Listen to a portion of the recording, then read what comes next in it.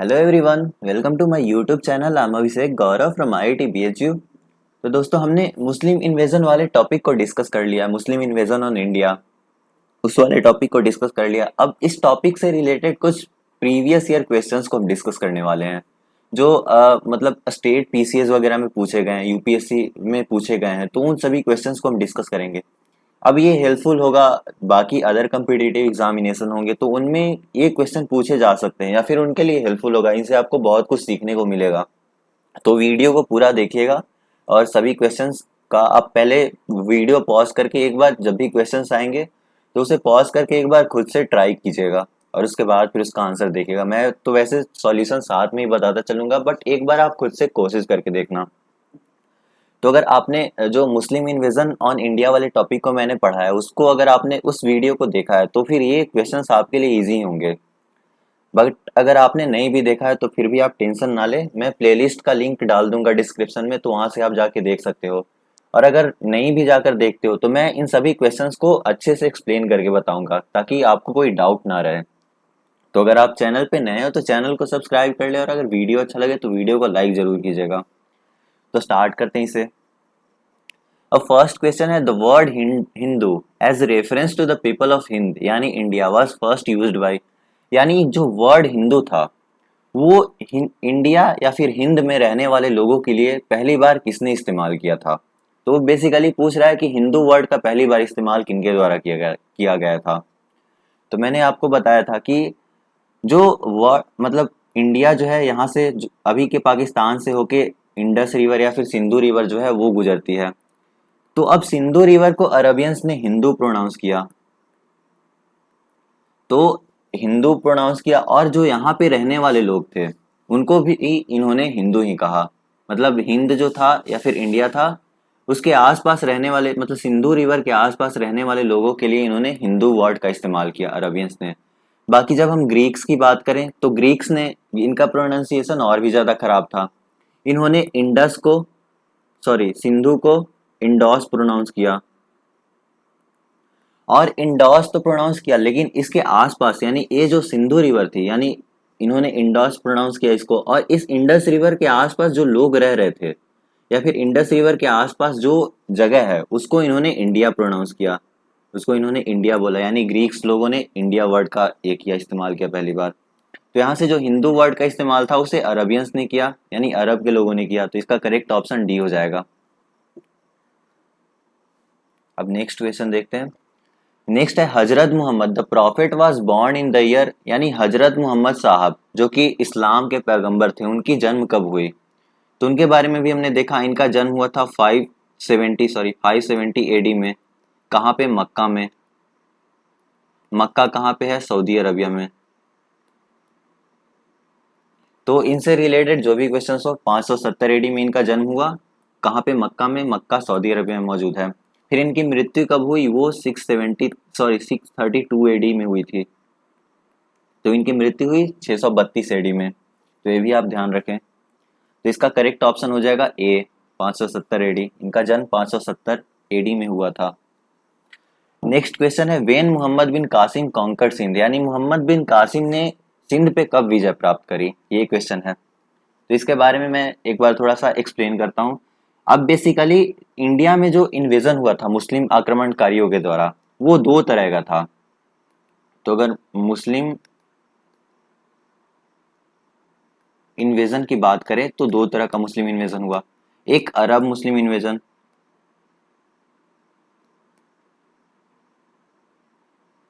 And second जो था वो था टर्किश।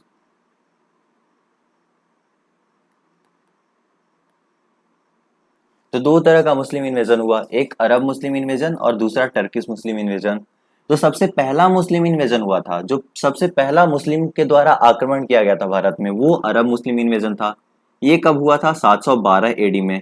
किसके द्वारा? मोहम्मद बिन कासिम के द्वारा। एमबीक्यू मैंने लिखा है इन्हें शॉर्ट में, लेकिन आपको ध्यान रखना है। तो 712 एडी में सबसे पहला मुस्लिम अरब मुस्लिम आक्रमण हुआ था मोहम्मद बिन कासिम के द्वारा। बाकी फिर जो भी मेजर आक्रमण हुए वो टर्किश मुस्लिम के द्वारा ही हुए हैं। तो ये सभी टर्किश मुस्लिम इन्वेजन था। तो टर्किश मुस्लिम इन्वेजन में पहला हमने देखा था महमूद गजनवी के द्वारा। इसने 17 बार आक्रमण किया था भारत पे 1000 से लेके 1027 के बीच में। और सेकंड जो हुआ था वो हुआ था मोहम्मद गौरी के द्वारा। तो मोहम्मद गौरी ने सबसे पहली बार आक्रमण किया 1175 एडी में। पहली बार मुल्तान पे इसने आक्रमण किया था। तो ये थोड़ा सा आपको भी ध्यान रखना है। अब ये जो क्वेश्चन था ये था कि मोहम्मद बिन कासिम ने पहली बार कब आक्रमण किया सिंध पे, या फिर कब जीत विजय प्राप्त करी। तो ये 712 एडी में पहला मुस्लिम आक्रमण हुआ था, जो कि अरब मुस्लिम आक्रमण था। ये मोहम्मद बिन कासिम के द्वारा हुआ था। और मोहम्मद बिन कासिम ने सिंध के राजा दाहिर को, ये भी आप ध्यान रखें, सिंध के राजा किन्हें, सिंध के राजा दाहिर को इन्होंने हराया था मोहम्मद बिन कासिम ने। तो इसका बेसिकली इसका करेक्ट आंसर सी हो जाएगा 712 एडी। तो 712 एडी में मोहम्मद बिन कासिम ने सिंध पे विजय प्राप्त करी राजा दाहिर को हरा के। नेक्स्ट आते हैं वेयर इज मक्का। तो इसके बारे में मैंने बात कर ही लिया, सऊदी अरबिया, डी हो जाएगा इसका आंसर, करेक्ट आंसर। अगला क्वेश्चन है who among the following was the founder of Ghaznavid dynasty. तो गजनवीद डायनेस्टी के बारे में हमने बात करी। गजनवीद डायनेस्टी के फाउंडर थे अल्पतगीन। तो इसका करेक्ट ऑप्शन ए हो जाएगा। अब अल्पतगीन बेसिकली यहाँ पे 932 एडी में अल्पतगीन ने गजनवी डायनेस्टी की स्थापना करी। उसके बाद यहाँ पे रूलर बनते हैं सुबुतगीन। सुबुतगीन बेसिकली इनके स्लेव होते हैं अल्पतगीन के, और सन इन लॉ भी होते हैं, यानी दामाद भी होते हैं। तो अल्पतगीन के बाद सुबुक्तगीन बनते हैं। इनके बाद फिर महमूद गजनवी बनते हैं, जो कि महमूद गजनवी सुबुक्तगीन के सन होते हैं, यानी बेटा होते हैं। तो इसके बाद फिर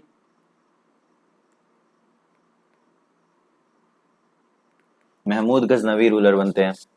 तो यहाँ पे फाउंडर हो गया गजनवी डायनेस्टी के अल्पतगीन, देन उसके बाद सुबुतगीन आया था, उसके बाद फिर महमूद गजनवी आया। तो ये आपको ध्यान रखना है। इसका तो करेक्ट आंसर हो जाएगा ए, अल्पतगीन। अब नेक्स्ट क्वेश्चन है मोहम्मद बिन कासिम वाजे। तो अभी थोड़ी देर पहले मैंने आपको बताया कि जो इंडिया में आक्रमण हुआ था वो दो तरह का हुआ था, एक अरब अरब मुस्लिम इन्वेजन एंड सेकंड था टर्किश मुस्लिम इन्वेजन। तो अरब मुस्लिम इन्वेजन हुआ था किसके द्वारा, मोहम्मद बिन कासिम के द्वारा। तो मोहम्मद बिन कासिम क्या था, एक अरब था। तो इसका करेक्ट ऑप्शन सी हो जाएगा। Who was the court historian of Mahmud of Ghaznavi. तो महमूद ऑफ गजनी गजनी या फिर महमूद गजनवी जो था, उसका कोर्ट हिस्टोरियन के बारे में हमने बात करी, वो था उतबी। तो ये इसका करेक्ट ऑप्शन बी हो जाएगा। अब फिरदौसी भी इनका इनके काल में ही, मतलब इनके टाइम में, इनके कंटेम्पररी हिस्टोरियन था। फिरदौसी ने शाहनामा लिखा था। तो इस बात को भी आप ध्यान रखें, फिरदौसी भी इनके टाइम में ही था, बट इनका कोर्ट हिस्टोरियन जो था, यानी कोर्ट का दरबारी कवि जो था, वो था उतबी। तो दरबारी कवि मोहम्मद गजनवी का उतबी हो गया। बाकी फिरदौसी भी इनके ही टाइम में था, जिसने शाहनामा लिखा। चंद बरदाई बेसिकली पृथ्वीराज चौहान के टाइम में थे। तो इन्होंने चंद बरदाई ने पृथ्वीराज रासो लिखा था। इनके बारे में थोड़ा सा मैंने आपको बता दिया। बाकी इसका करेक्ट ऑप्शन बी होगा। अब which of the following Chandela king was not defeated by Mahmud Ghaznavi. यानी अब यहाँ पे क्वेश्चन पूछ रहा है महमूद गजनवी के द्वारा कौन सा चंदेल रूलर था, चंदेल किंग थे, कौन से ऐसे चंदेल किंग थे जो इनसे हारे नहीं थे, और महमूद गजनवी को बहुत कड़ा टक्कर दिया था इन्होंने। तो इसके बारे में मैंने वीडियो में बात करी थी। 1019 से लेकर 1020 तक में मोहम्मद गौरी ने चंदेल पे आक्रमण किया था, सॉरी महमूद गजनवी ने चंदेल पे आक्रमण किया था। अब इस टाइम पे चंदेल रूलर थे विद्याधर। तो विद्याधर करेक्ट ऑप्शन बी हो जाएंगे। तो विद्याधर इस टाइम पे चंदेल के रूलर थे। अब विद्याधर ने इन्हें यानी महमूद गजनवी को बहुत कड़ा टक्कर दिया था। इन दोनों के बीच बहुत कड़ा संघर्ष चला था। तो बेसिकली विद्याधर के बारे में मैंने आपको बताया था, he was the only Hindu ruler जिन्होंने महमूद गजनवी को बहुत कड़ा टक्कर दिया, महमूद गजनवी को बेसिकली हराया वॉर में।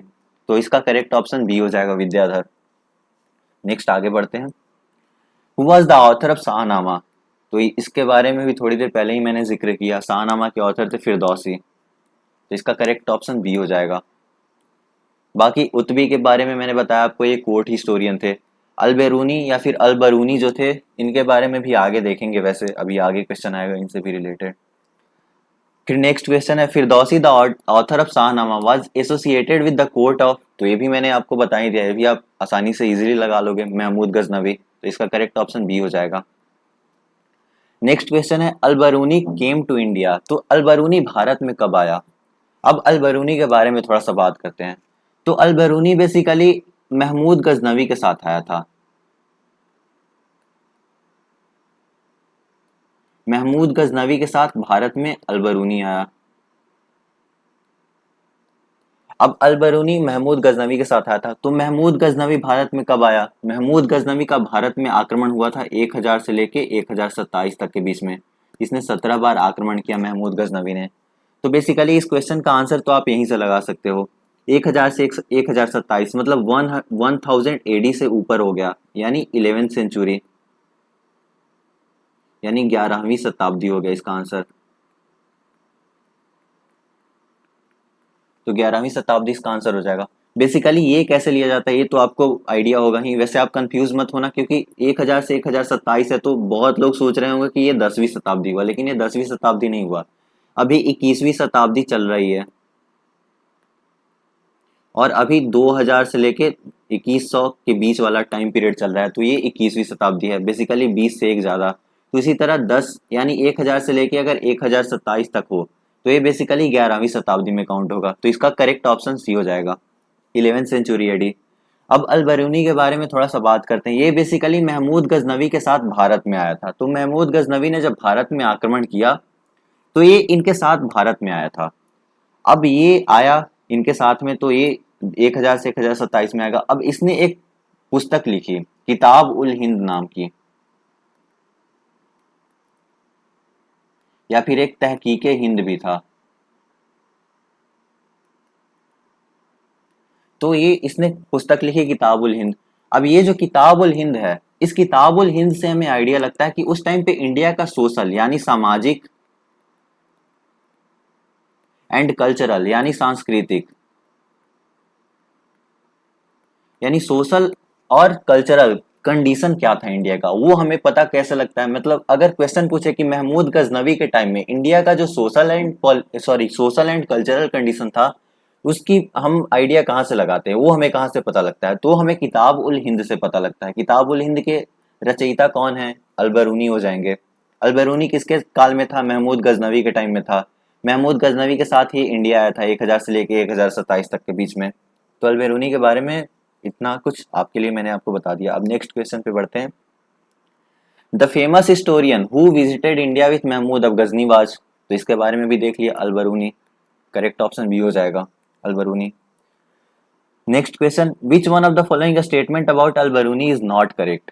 तो अब ये पूछ रहा है कि अल बरूनी के बारे में कौन सा स्टेटमेंट जो है वो सही नहीं है, मतलब कौन सा कथन गलत है।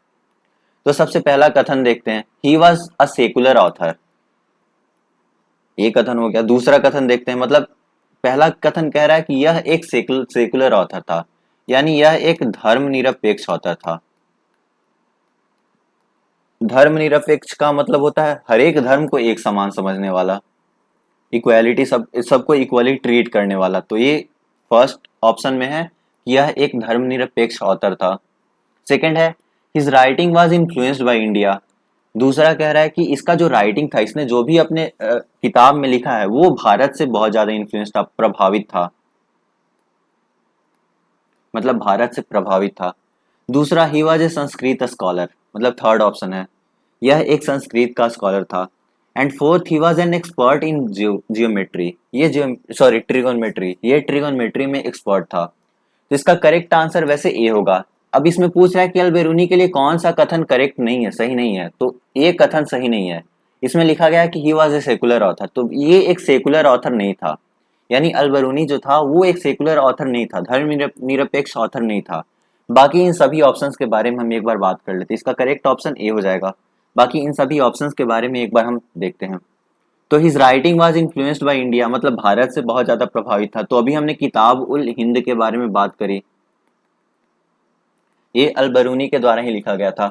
अब इसमें इससे हमें क्या पता चलता है कि महमूद गजनवी के टाइम में इंडिया का कल्चरल एंड सोशल यानी सामाजिक और सांस्कृतिक कंडीशन कैसा था, वो हमें पता चलता है इनके किताबुल हिंद से।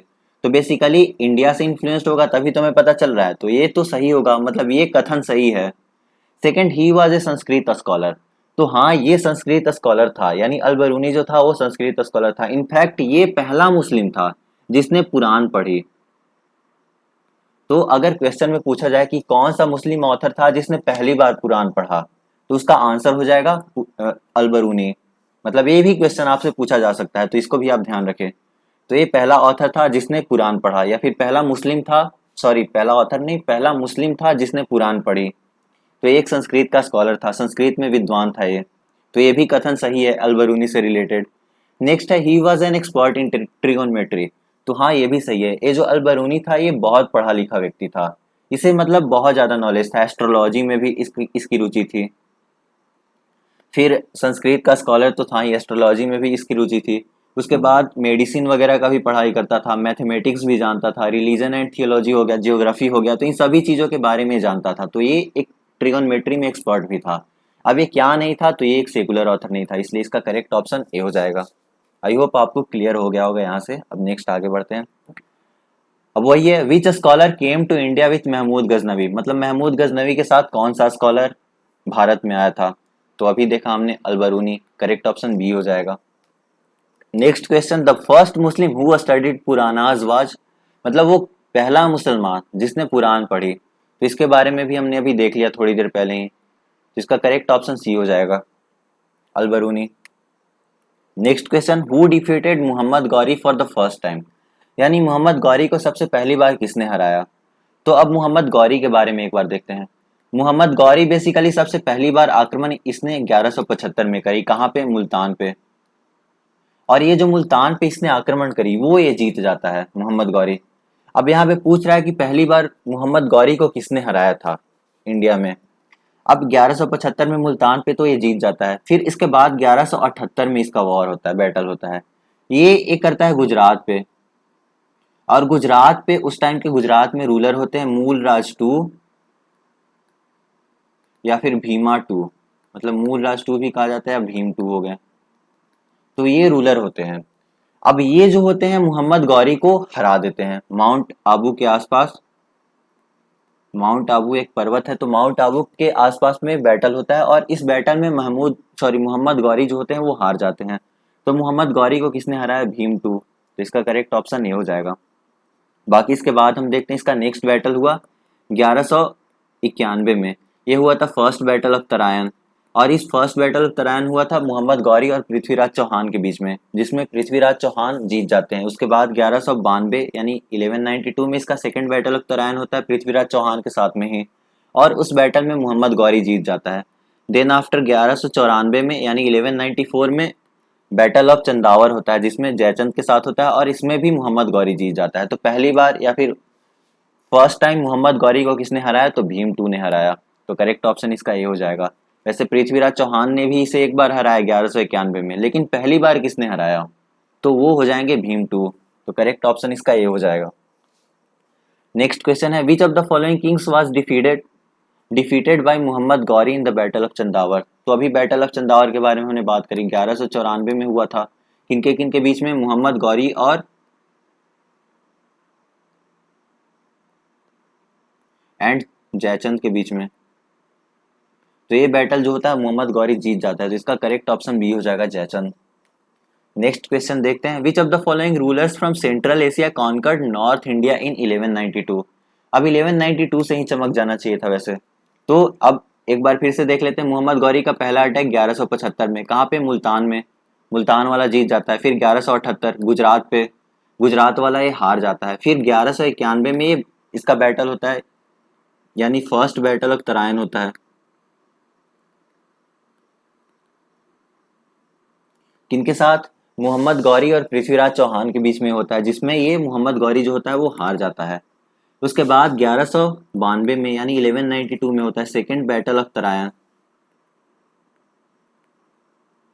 ये किसके साथ होता है, ये भी पृथ्वीराज चौहान के साथ ही होता है, लेकिन 1192 में ये जो होता है मोहम्मद गौरी वो जीत जाता है, पृथ्वीराज चौहान हार जाते हैं।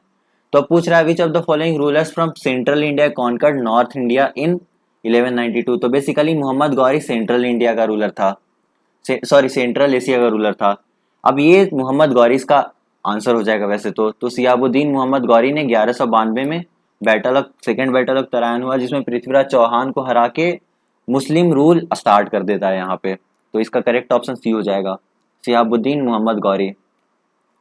नेक्स्ट क्वेश्चन देखते हैं, in which battle Mohammad Ghori defeated Jaichand. तो हमने अभी थोड़ी देर पहले ही देखा 1194 में हुआ था बैटल ऑफ चंदावर, इसका करेक्ट ऑप्शन सी हो जाएगा।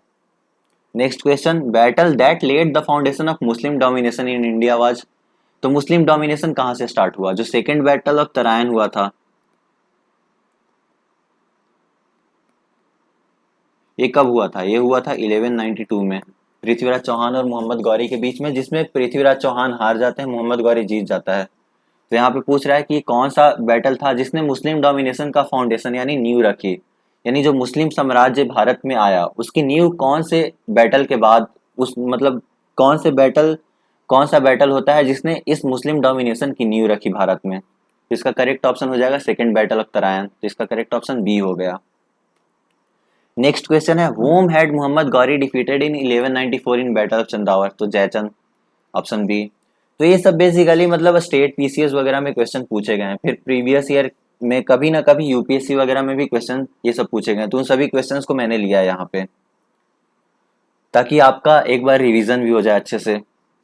नेक्स्ट क्वेश्चन है, Mohammad Ghori granted first iqta in India? तो ये मैंने बता दिया है, 1192 में पहली बार जब second battle of Chandawar, sorry second battle of Tarain होता है, तो इसमें मोहम्मद गौरी जीत जाता है, और उसके बाद ये पहली बार कुतुबुद्दीन ऐबक को,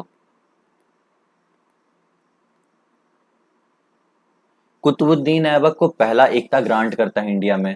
तो 1192 के बाद पहली बार इक्ता दिया जाता है कुतुबुद्दीन ऐबक को, और इसे पंजाब में कुहरम और समाना नाम का एक प्रोविंस होता है, उसका एडमिनिस्ट्रेटर बनाया जाता है। फिर इंडिया में जो इसका रूल था, इंडिया में जो भी टेरिटरीज था मोहम्मद गौरी का, उसके इंचार्ज के तौर पे कुतुबुद्दीन ऐबक को बिठाया जाता है। तो 1192 में कुतुबुद्दीन ऐबक हो जाएंगे, तो करेक्ट ऑप्शन इसका बी हो जाएगा। Coins which Muslim rulers bear an image of Devi Lakshmi? तो ये पूछ रहा है कि कौन, मतलब किस मुस्लिम रूलर के टाइम में देवी लक्ष्मी यानी माँ लक्ष्मी का इमेज क्वाइन में इंस्क्राइब था। मतलब जो क्वाइन है उसमें देवी माँ लक्ष्मी जो थी उनका इमेज या फिर प्रतिमा जो होता है वो इंस्क्राइब किया गया था किस मुस्लिम रूलर के टाइम में? तो इसका भी मैंने आपको बताया था, इंपॉर्टेंट मार्क किया था वैसे। तो ये जो था, जैसे अब यहाँ पे कोई आइडिया लगा नहीं सकता, लाइक यहाँ पे दे रहा है मोहम्मद गौरी, तो ये भी मुस्लिम रूलर हैं। अलाउद्दीन खलजी या फिर खिलजी भी इन्हें कहा जाता है, खिलजी या खलजी दोनों कुछ भी कह सकते हो, यहाँ पे खलजी भी लिखा जाता है, खिलजी भी लिखा जाता है। एंड ये भी मुस्लिम रूलर, अकबर ये भी मुस्लिम रूलर। तो बेसिकली अगर कोई नहीं जानता है तो यहाँ पे none of the above mark आएगा, क्योंकि वो सोचेगा कि देवी लक्ष्मी यानी माँ लक्ष्मी की प्रतिमा अगर कोई क्वाइन पे इंस्क्राइब करा रहा है तो वो कोई हिंदू ही रूलर होगा। बट यहाँ पे मैंने आपको बताया था कि ये जो मोहम्मद गौरी था उसने ऐसा क्वाइन चलाया जिसमें एक साइड पे देवी माँ लक्ष्मी जो थी उनका प्रतिमा था, और दूसरे साइड में कलमा लिखा हुआ था, कलमा लिखा हुआ था अरेबिक में। तो बेसिकली मोहम्मद गौरी इसका आंसर हो जाएगा ऑप्शन ए। तो ये बात को आप इसको स्टार भी मार्क कर सकते हो, क्योंकि इस टाइप का क्वेश्चन अगर आया तो मतलब मैक्सिमम चांस है कि अगर आपको पता नहीं है तो ये गलत ही होगा। तो माँ लक्ष्मी की प्रतिमा को क्वाइन में इंस्क्राइब कराने वाला पहला रूलर जो था वो मोहम्मद गौरी था। तो इसका करेक्ट ऑप्शन ये हो जाएगा। नेक्स्ट असर्शन रीजन वाला क्वेश्चन है। अब असर्शन मतलब इसमें एक कथन होता है और एक रीजन होता है कि मतलब उसका सही रीजन है या नहीं। तो यहाँ पे असर्शन यानी कथन क्या है? मोहम्मद मोहम्मद गजनी या फिर Mahmud Ghazni invaded India 17 times. तो ये हमें पता है कि इसने 17 बार भारत पे आक्रमण किया था। अब इस बात का हमें पता कहाँ से लगता है? तो इस बात पे हेनरी इलियट जो थे, सर हेनरी इलियट, इन्होंने बताया था कि महमूद गजनवी ने भारत पे 17 बार आक्रमण करी। तो ये तो सही है, फर्स्ट कथन सही है। नेक्स्ट रीजन इसका क्या है? He wanted to establish permanent Muslim empire in India. तो ये जिसका रीजन है वो गलत है। क्यों? क्योंकि मैंने आपको जब पढ़ा रहा था उस टाइम पे मैंने आपको बताया था कि इसका मेन मोटो था यहाँ पे इंडिया में अटैक करने का, कि यहाँ से धन संपदा वगैरह लूट के ले जाना चाहता था, ताकि ये अपने एम्पायर को सेंट्रल एशिया में एक्सपैंड कर सके। मतलब सेंट्रल एशिया लाइक टर्की हो गया या फिर पर्सिया हो गया, मतलब तो इन सभी के आसपास ईरान वगैरह हो गया, तो इधर अपने सेंट्रल एशिया में हम अपने एम्पायर को एक्सपेंड करना चाहता था। बेसिकली इंडिया में इसलिए इसने अटैक किया कि यहाँ से जो भी धन संपदा होगा वो लेके वहां पे जाएगा और उसके हेल्प से अपने एम्पायर को एक्सपेंड करेगा। तो इसका मेन मोटो था इंडिया में केवल प्लंडरिंग यानी लूट पाट मचाना, यहाँ से लूट पाट करके जाना। बाकी इसका मोटो जो था वो सेंट्रल एशिया में एम्पायर एक्सपेंड करना चाहता था। तो इसलिए जो इसका रीजन होगा वो गलत होगा। तो यानी असर्शन ये जो है वो ट्रू है, बट आर रीजन जो है वो फॉल्स है। तो इसके option A B C D में से ए जो होगा वो ट्रू होगा, और रीजन मतलब असर्शन ये यहाँ पे ए बात कर रहा है, ए ऑप्शन नहीं है। तो असर्शन ए जो है वो ट्रू है बट आर रीजन जो है वो फॉल्स है, तो इसका करेक्ट ऑप्शन सी हो जाएगा, assertion A is true but reason R is false. Next question, which slave of Muhammad Ghori conquered Bengal and Bihar. तो इसके बारे में भी मैंने बात करी थी पिछले वीडियो में जब बता रहा था आपको। तो जब यहाँ पे इंडिया में मुस्लिम रूल इस्टेब्लिश हो गया था, कुतुबुद्दीन ऐबक जब यहाँ पे आ गए थे, बेसिकली मोहम्मद गौरी जीत गया था, तो इनका एक स्लेव था बख्तियार खिलजी, इसका पूरा नाम इख्तियार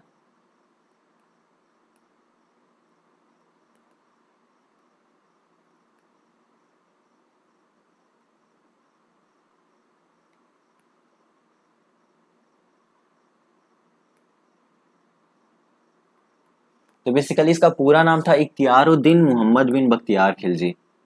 अब ये जो था, ये इसके बारे में हमने बात करी कि ये बंगाल और बिहार पे जीत जाता है, बेसिकली 18 लोगों के साथ आता है और बंगाल पे उस टाइम पे रूल होता है लक्ष्मण सेना का, और लक्ष्मण सेना को ये हरा देता है बिना बैटल के ही। बेसिकली लक्ष्मण सेना जो होते हैं वो बंगाल से भाग जाते हैं, वहां से अपने फोर्ट से भाग जाते हैं, और इस तरह से बख्तियार खिलजी जो होता है वो इनको मतलब इनका जो एम्पायर होता है उसको खत्म करके यहाँ पे अपना बंगाल को जीत जाता है, बंगाल और बिहार को। और लखनौती नाम का एक जगह होता है, लखनौती को अपना कैपिटल बनाता है मोहम्मद बिन बख्तियार खिलजी जो था। तो इसके बारे में हमने बात कर ली थी, तो इसका करेक्ट ऑप्शन सी हो जाएगा, बख्तियार खिलजी। नेक्स्ट क्वेश्चन है, arrange the following names chronologically and select correct answer from the code given below. यानी हमें क्रोनोलॉजिकल ऑर्डर में करना है, लाइक जो हिस्ट्री में इतिहास में पहले आएंगे उन्हें पहले सजाना है और जो बाद में है उनको बाद में रखना है। तो अब चंगेज खान के बारे में, तो चंगेज खान बेसिकली इल्तुतमिश के टाइम में आया था। वैसे इनके बारे में अभी मैंने बताया नहीं, लेकिन आप एक आइडिया ले लो, इनके बारे में आपने पढ़ा ही होगा अगर आप देख रहे हो तो इल्तुतमिश के टाइम में आया था। और बेसिकली 1224 एडी में, मतलब एक ख्वारिज्म के प्रिंस होते हैं, मतलब शहजादे होते हैं मंगबर्नी। तो मंगबर्नी जो होता है वो चंगेज खान के भाई को मार के भाग जाता है, और इस तरह से चंगेज खान उसको ढूंढ रहा होता है। तो मंगबर्नी आता है इंडिया में इल्तुतमिश के पास। अब ये चंगेज खान जो था वो मंगोलियन था, और ये जो मंगोल्स थे वो बहुत ही ज्यादा क्रूर थे। मतलब ये जहां भी जाते थे वहां पे लोगों को मारना काटना, ये नहीं देखते थे बच्चा है या फिर बूढ़ा है, मतलब कुछ भी हो कोई भी हो, उनको सरेआम कत्ल कर देते थे, फसल वगैरह जला देते थे, मतलब बहुत ज्यादा तबाही मचा के जाते थे। तो ये जो चंगेज खान था वो मंगबर्नी को ढूंढते हुए इंडिया में आया, मतलब इंडस रिवर के आसपास आया, सिंधु नदी के आसपास आया, बैंक ऑफ सिंधु रिवर पे आ गया वो। और ये जो मंगबर्नी था वो इल्तुतमिश से शरण मांगी उसने कि मुझे चंगेज खान जो है वो ढूंढ रहा है, मतलब वो मार देगा, आप किसी तरह मुझे शरण दे दो तो मैं बच जाऊंगा। बट इल्तुतमिश को पता था यहाँ पे कि ये जो चंगेज खान या फिर जो मंगोलियन है वो बहुत ही ज्यादा क्रूर हैं, तो ये इल्तुतमिश ने उन्हें यानी मंगबर्नी को शरण देने से मना कर दिया, और इस तरह 1224 में ये चला जाता है। तो ये 1224 के आसपास का टाइम हो गया। मतलब एग्जैक्ट तो चंगेज खान के बारे में टाइम नहीं बता सकते हैं, लेकिन यहाँ से हम एक आइडिया लगा सकते हैं। तो मैं वही बता रहा हूँ आपको कि आप किस तरह से आइडिया लगाओगे। तो 1224 के आसपास हो गया। फिर महमूद गजनवी के बारे में हमने देखा, 1000 से लेके 1027 तक में इसने 17 बार आक्रमण करी, तो ये 11th सेंचुरी में आया, ये बेसिकली 13th सेंचुरी में आया। फिर मोहम्मद गौरी जो था इनका फर्स्ट बैटल 1175 में था, और बाकी मतलब जो भी हुआ हमने देखा 1206 में इनकी मृत्यु हो जाती है मोहम्मद गौरी की। तो ये बेसिकली अगर देखें तो ये 12th सेंचुरी इनको मान के चल सकते हैं, 12th सेंचुरी हो गए। फिर चंगेज खान 13th सेंचुरी, और महमूद गजनवी जो था वो 11th सेंचुरी हो गया। फिर तैमूर लंग, अब तैमूर लंग भी एक मंगोलियन ही था, इसने भी इंडिया पे आक्रमण किया, लेकिन उस टाइम पे जो रूलर था वो मतलब इस टाइम पे तुगलक डायनेस्टी रूल कर रही थी। तो अगर आपने तुगलक डायनेस्टी के बारे में नहीं सुना है तो मैं आपको एक चीज बता देता हूँ कि जो तैमूर लंग था इसने 1398 एडी में इंडिया पे आक्रमण किया था। तो 1398 मतलब यहाँ पे 14th सेंचुरी हो जाएगा। तो अब इस तरह से अगर हम क्रम में सजाएं तो 11th सेंचुरी सबसे पहले आएगा, यानी महमूद गजनवी, तो सबसे पहले 2। फिर 12th सेंचुरी इसके बाद में आएगा, तो 12th सेंचुरी 3rd में मोहम्मद गौरी, ये 3 हो गया। Then after 13th century Genghis Khan, ये 1 हो गया, एंड देन 4। तो 2 3 1 4 ऑप्शन बी में है, तो इसका करेक्ट ऑप्शन बी हो जाएगा। तो इस तरह से आप इसको बना सकते हो। तो ये था, मैंने डिस्कस कर दिया जो भी इंपॉर्टेंट क्वेश्चंस थे। अब आई होप आपको इससे बहुत अच्छा खासा आइडिया लग गया होगा, अगर आपने पढ़ा भी नहीं है फिर भी आपको अच्छा खासा आइडिया लग गया होगा इस जो एमसीक्यू मैंने कराया है। तो अगर आपको वीडियो अच्छा लगा है तो वीडियो को लाइक कर लें और चैनल को सब्सक्राइब कर लें एंड हंसते रहें मुस्कुराते रहें। Thanks for watching.